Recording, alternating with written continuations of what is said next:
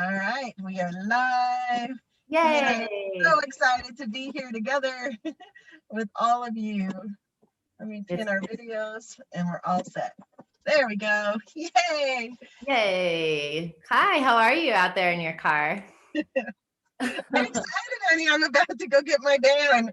The van that's been over a year in the making. So I love it. I love it. Sorry. That's so exciting. So yeah, I'm excited. I know that we're going to be doing a 30-minute sort of live today. So at some point, I definitely want to check in on some of those questions we got last week and also continue to invite people to write their questions into the chat so we can make time to answer your curiosities. We love getting questions. It's so much fun. And how is the rest of your Tantra experience, Monique? Nate and I were actually just talking about that in the car, and like one of the key components of Tantra is we talked a lot about at our last training is that so many people think that one of the keys of Tantra is surrender, and so many people envision surrender as, oh, I'm holding my hands up, I give up, or falling backwards, like the old Nestea commercials, and you fall backwards into a pool with your eyes closed. And like in Tantra, then they're teaching you that surrender is surrender with awareness. And so you're aware and having discernment from all the wisdom of all the things you've gathered with your senses, with like you loving yourself and being online. Then you surrender falling forward with your eyes open. And it's just a totally different experience because you're consciously choosing to surrender into the moment. I love that. And something that I learned from you at one of your workshops that, if you feel like you'd be open to maybe going into a little bit deeper, was that not only that this idea of acceptance, but like almost like this transmutation. So like when feelings come up, like let's say, for example, feelings of jealousy come up or feelings of anger, and you had said, to accept it, to surrender to it, and to even fuck it is like what you basically said, which I was like, wait a second, I can fuck my jealousy? You know what I mean? Like that kind of blew my mind. I'm wondering if you would be willing to kind of talk about that a little bit. I know we're kind of just jumping right in the deep end, aren't we? But we are. I like it. We both love the deep end. Like, no foreplay, no warm up. Let's fucking talk about it. Like, let's get in there and get our hands dirty. I'm already. No, but there's this beautiful thing. Like our emotions just want to be felt. And in Tantra, then they'll often talk about that emotions have a timetable of 15 to 20 minutes. And so after 20 minutes, then almost any emotion that it's already expired. So anything that you're holding on to past that is going to be leaking and taking energy from you. So it's giving yourself permission to be able to really dive into the emotions, especially the ones that you don't want to feel, because those are the ones that end up getting repressed, pushed away, hated, and then they just come back bigger and stronger. And they're these bad guys that want to beat you up. And your emotions just want to be befriended. And so one of the key components that I learned probably 2 years into this journey is I was writing, one of our favorite friends, Lawrence Sanoff, and I was really, really sad. And I gone through a breakup, and there were things like my mom was trying to take my boys away from me, and there were like all of these really hard things happening in my life. And I just felt like if I started crying, that the tears would never ever stop. And there was like my whole chest was just inward, and I didn't want to open up my heart. And I'm like, Lawrence, what do I do with all this grief? And he's like, well, you know how to fuck the sun, you know how to fuck the breeze, a tree. He's like, you can fuck the grief too. And I go, how do you do this? And he's like, just open fully and allow yourself to start putting those experiences that you've had of ecstasy with other things on top of that experience of grief. And so it was just breathing. The tears came. It felt like they were going to last forever. It felt like the world was ending. Like I went into all the worst case scenarios of what if I never saw my boys again? What if I never fell in love again? Like there was all the grief was just allowed to be there. And guess what? Give me 10 minutes later, there was no more tears. Like there is just this deep, deep, deep sense of peace. And there is this deep ecstasy of like my yoni, which, is our tantric word for pussy. My yoni was all alive. And it really, really felt like that I had this sexual experience with something that I normally would have tried to like hide in the bathroom. I did. Most of my life, I go in the bathroom and cry so nobody had to see me cry. And then I come out and I was fine. And so it was this beautiful experience of grief. You're welcome here too. I love that. It reminds me of the book Existential Kink, which talks about these ways that we're unconsciously sadist, masochist, dominant, submissive, like, and if we bring it more into consciousness and not beat ourselves up over our shadows, but like somehow take the pleasure in it, like, and see if there's a way to connect to the ways that it is meeting your needs, even if it's unproductively, but like, what are the ways that it is actually meeting your needs? Sometimes it's like these, negative pleasures of like, I get to play victim. So like fucking play victim and like really do it up and woe is me. And oh my God, I'm so like, these sort of scenarios to like really go into it. And especially if you're in a scenario where you're thinking that, you're someone's dominating you or you're being a masochist, like instead of being upset about it, like find the pleasure, just like in a kink session, when you're consciously and consensually embracing a role or a dynamic, you're finding the pleasure in it. So try to do that with the unconscious shadow sides of yourself as well, and see, if you can move past it, and then maybe no longer you're going to be attached to those strategies that aren't serving you because they're no longer meeting your needs. You really had some great orgasms with it, and now you're ready for the next thing. You know what I mean? So that's what it kind of reminds me of a little bit. Oh, I love that. And I love all the ways that Tantra and Kink dance together so well. And like, do we want to talk more about the shadow, or do we want to dive into one of the questions? Like, what are you feeling, Kimi? Well, there was a couple questions last week, and another, thing that I thought was really interesting is, if you guys are following Monique, you know that she is an amazing Facebook poster and has the just incredible content constantly. And, you reveal a lot of yourself through your social media and all of that. And we're talking about vulnerability and how, tapping into your vulnerability is so important. But I kind of wanted to just take a moment and commend you for your vulnerability in social media and bringing your voice, because I know these have been crazy times. People have different viewpoints on how to live life, and we're all just trying to figure it out as we go along. So I guess there was a part of me that really wanted to acknowledge you in front of everybody to say that thank you for bringing your voice, and I hope you continue to do so. Thank you. That means a lot coming from you, honey.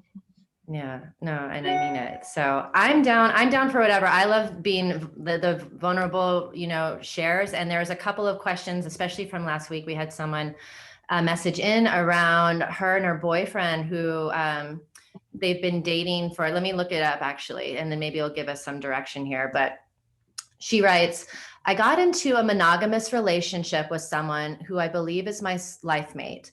2 years before meeting him, I had been exploring for the first time, just being myself and having threesomes, being single, loving myself, and not feeling like monogamy was for me for the time being, or possibly at all.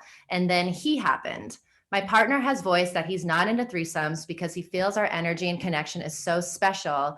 And he has had past experiences that weren't positive. So my question is, what is a good way to start more open conversation and explorations into trying to get someone to understand how much more special it can be?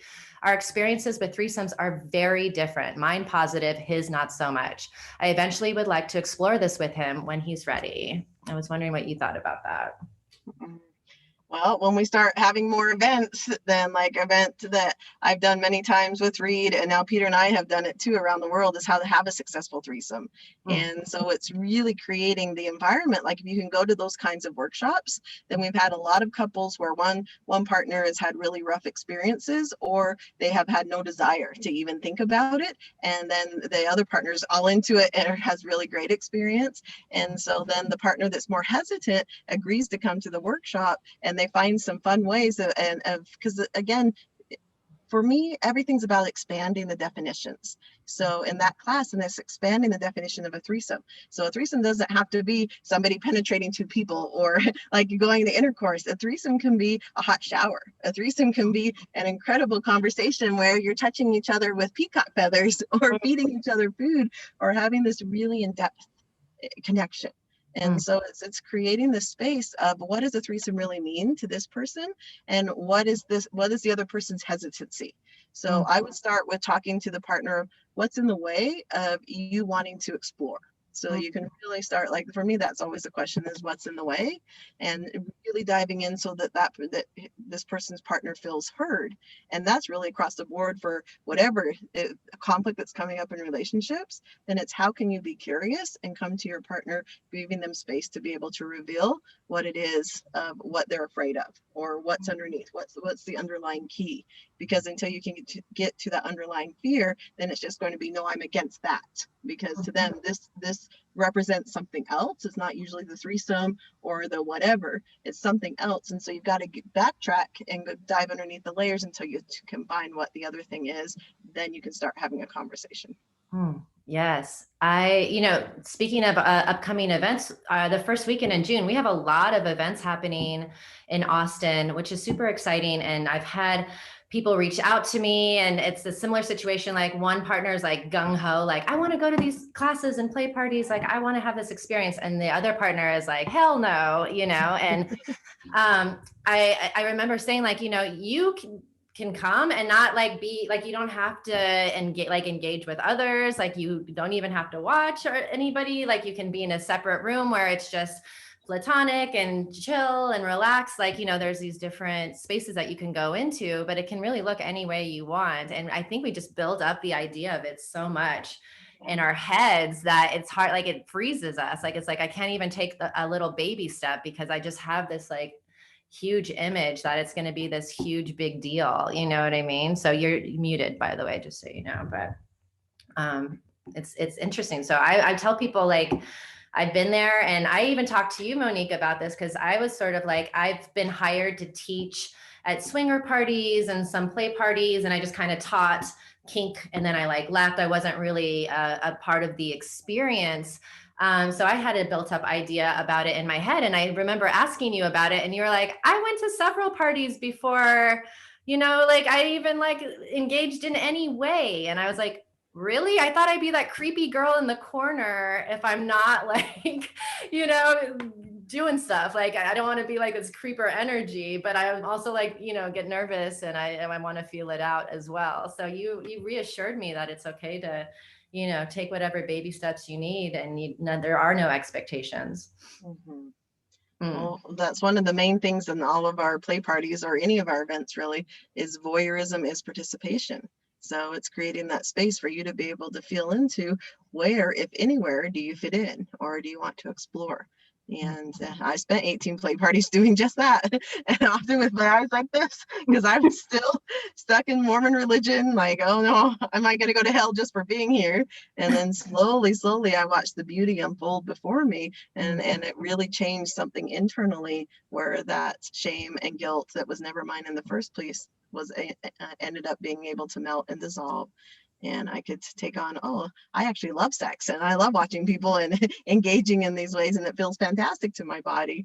But that, I don't know that could have ever happened had I not given myself permission and had spaces that I could sit there and not have to do anything to be part. I love the idea of you just kind of being like, what's going on? Like, that just feels like that's what my inner self would want to do, because the outer idealized image wants to be like, oh yeah, I'm cool, I got this, but the inner part of me is like, hee, like, it's very much a big part of who I am as well. So yeah, I really, really appreciate that. I didn't know if we had any more questions. Just gonna check the chat. But yeah, if you guys haven't looked into our Facebook group, I highly recommend doing so. We are going to be posting more around the events, live events we're doing. We're working on doing some online stuff, working on a book. We're working on lots of stuff. So we hope that you'll join us at Tantrika and a Dominatrix walk into on our Facebook group, because we're going to be posting all those events. And if you guys want to come and join us in real time, then that would be wonderful. So what's one of those experiences for you, Kimi, like when you were first starting out along the dominatrix path? Then how, like, did you just jump right in and you're like, oh, I know this is what I want to be? Or like, what was that experience like for you? What were those steps that made you feel comfortable? Well, it's interesting because after high school, before I went to New York City to go to acting school, I actually got a job as a like a phone psychic, you know, and I'm not psychic at all, but I got a job doing phone psychic work, and they liked my voice and they said, we do sex phone stuff. Do you want to do phone sex? And I was like, I'm so curious about this. And yeah, I was transferred in doing phone sex, and it was interesting because I love stuff like mental play and like, you know, using verbiage and language. And it was actually really funny because whatever licensing or structure they had, the women or the professionals or representatives couldn't use words like cock, pussy. Like we couldn't use any sort of vulgar language, as they say. We couldn't even say penis and vagina. So we would have to say, instead of penis, we would say banana. Instead of pussy, we would say peach. Like just really ridiculous, you know, words that we would have to use, but it would force you to be really creative. And that was sort of my first step into like work in that sexual realm, in a sense. And a lot of those calls wanted to do phone domination.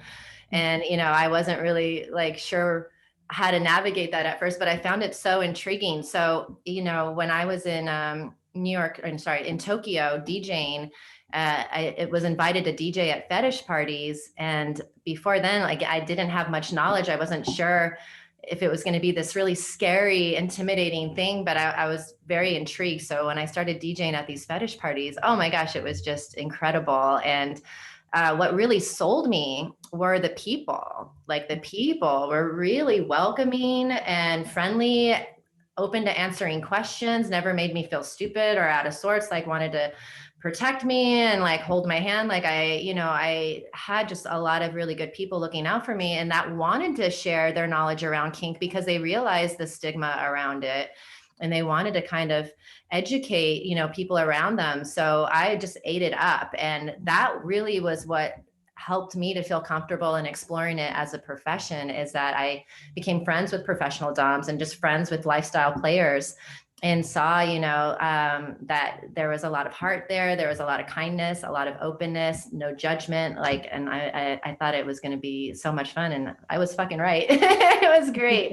It was really, really great. So yeah, that was sort of my introduction into kink. And yeah, it was, I feel grateful because I've heard horror stories of people finally working up the nerve to see that dominatrix or to meet someone for play. And it's just a disaster. It's abusive. It's like, it's all of the worst case scenarios you can think of. And it can ruin a person, or just, you know, damage them for a while. It takes a long time to heal that sort of stuff. So I feel really fortunate that I was took under the wing of really, you know, authentic, good people into my exploration. I'm sure there must be situations similar in Tantra.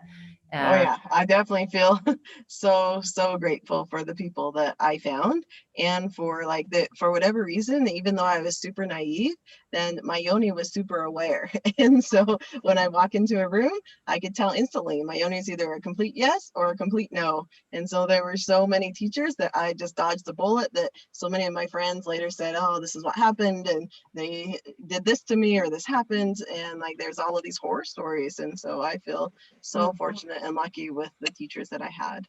Oh, I love that. And I think we had a question pop up. Let's see, fairly sure I identify as demisexual, but I'm also sex positive and kink curious, trying to find where I fit in. Tried a few munches, virtual, but still scared about going to a physical event, not just because of COVID. Is it okay for a guy just to be there? Yeah, I think, you know, when you reach out to the organizers of the munches, you know, you can, there again, like most people who are, you know, authentic kink players, they want to create community and like, you know, protect newbies and answer questions and be supportive. Like that's the purpose of them creating the munches in the first place. So you could even, before going, reach out to the organizers and share like where you're at and get information so you can have some reassurance about what you're getting yourself into. But most likely the organizers as well want to create a really positive environment and energy, so they're happy to make that connection, and you know, you could talk to them directly. Yeah, and I know any events that I'm involved in, then it's totally fine for people to just come and watch and be there. And, you know, we have a few Yoni owner only events that are women identified. But other than that, then anybody, all genders are welcome to sit on the sidelines and just take it in, because you're still to getting so much experience. And then maybe the next time, then you'll go a little bit closer. Or the next time you're like, oh, I have a request, or can I hold your hand? Or like, I've watched that beautiful progression in thousands of events from around the world. So I love that space so much. When someone dares to walk through the door, then they are held with honor in any room where I'm in. Mm-hmm. I love that. That's beautiful. We have another question, and I think this is a great one. I wanted to ask about how kink and tantra can help with trauma, because trauma sometimes is really hard to deal with. The way it is rooted in the brain, it's really tricky. Or how, when you know to tell someone that you just can't help them. I'm a psychology student. That's why I'm really interested in this area. So do you want me to start, or do you want I to start? love that. Yeah, you go for it. I'd love Okay, to thank hear. you so much for that question. And I do a lot of primary trauma work. Like, I had a lot of trauma, especially sexual trauma growing up. And so I tend to attract those clients. And so it's creating this safe space within Tantra. Like when you're doing yoni massages, when you're doing work around the genitals, then you're able to shortcut and find places where trauma's gotten stuck in the body, where emotions have gotten stuck in the body. And you can do it above the body too, but it's just so much immediate access there through your yoni, through your pussy. And so that can be such deep work to be able to allow them to access it, because what often happens, since that's our softest organ in our body, then the emotions of the trauma go there. It starts bringing pain, so that it will bring your awareness there, so you can remember and start dealing with that and like being with those little parts of you. But you're like, oh, I don't want this. I don't want to feel this. And so then it turns into numbness, and then it gets pushed further and further into your body, and then it will resurface as more pain, as suffering, as things that are happening in your life. So when you have access to it and you're feeling that pain, then from there you can use tantric principles of breath, movement, sound, and touch to be able to help them go through, say the things that they weren't able to say as a child, like protect themselves as their older self, protecting that younger child. And so they're able to move through that trauma much more quickly. As far as when do I send people for psychology help, like if someone shows up to a workshop or someone shows up for session work and they obviously have some kind of diagnosis. I don't know what it is because I'm not a psychologist, but there's something that's been ongoing and they're not able to be rational, or there's something there that's like much more tricky than I can navigate. It's not there in their body, it's chemically or in their mind. Then I, without shaming them, I'm just like, look, there's other people that are more qualified to be able to help you with this, and I want to help you succeed. And so I can help you with this, but I really recommend that you go to these. And then I have a list of some psychologists that I really do recommend. That's great. Do you work in tandem with some of these psychologists as well? Mm, I don't know if we've ever like co-worked together, but like they send people to me and I send people to them. That's cool. Yeah, no, similar situation. And I kind of echo everything that you're saying. And in the conscious kink work that I'm doing, I am a trauma informed practitioner, but also like I highly recommend that my clients are also seeking out their own one-on-one therapies to help further process anything that may be coming up from the conscious kink work. But it's actually a really slow process. There's a lot of dialogue and talking and exploring without bringing in the kinky elements and stuff. Like it's kind of a slow pace, but being able to create a space to maybe try on some of the kink activities that want to be explored, but leaving a lot of room to process any thoughts, feelings, emotions that arise in the process, and allowing the person to set the pace and the intensity, and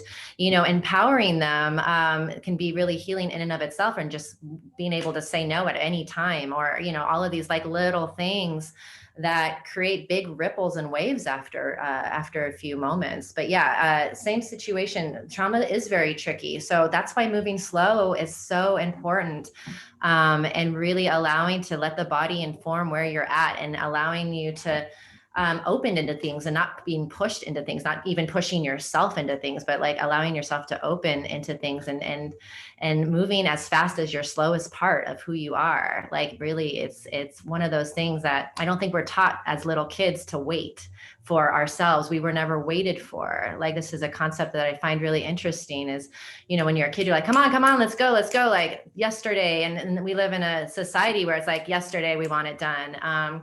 So this idea of waiting and listening and allowing and then moving from that place can be really foreign to people in general. So yeah, bringing that into a sexually charged or kinky charged space is so important, you know, and I think it's very healing to do that work. Just make sure if you're working with someone, they're trauma informed, and yeah, hopefully you're also seeing a licensed therapist or another professional to help you process should any more stuff come up in the process of that exploration. Thank you so much for the question. Mm-hmm. That was a great answer, Kimi. Yeah, you too. High five. Good job. I wanted someone to wait on me and say, I'll wait until you're ready. Me too. I couldn't even wait for myself. I didn't even know, you know, it, even with sex, I just remember like, can we just get this over with? And that comes up for me all the time, even as I'm exploring stuff around ethical non-monogamy. There's part of me that's like, can I just get this? Like, I'm just gonna do it and get it over with, like, you know. And I'm trying to really honor. Right? Like, I watched that happen, Kimi. Don't do it. Thank you. I appreciate to be reminded of like, why am I in such a hurry? You know, because I don't like being uncomfortable maybe. And, you know, there's these other things underneath it. But yeah, trying to honor myself. We're not really taught how to honor ourselves, you know, because everybody's on an agenda and at a fast pace. So yeah, slowing down has been a life-changing for me, for sure. Well, we just have a couple minutes left, so let's tell people where they can find us. Yes. You can find all of our upcoming events that are happening in Austin, and like whenever we do more of these lives, which is every 2 weeks, except for this time it'll be next week, so you'll get us right away. It's at everydaytantra.com, and I also have a bunch of free videos and free information for you around Tantra and being able to fall in love with you and your life. Love that. And you can find me at my name. It's just KimiInch.com, super easy. And I need to update my site, but I'm going to be posting the events and stuff I'm going to be doing. But we highly recommend, again, if you're not on our Facebook page, to sign up for that or to sign up to our mailing lists so we can keep you in the loop of in-person events if that interests you.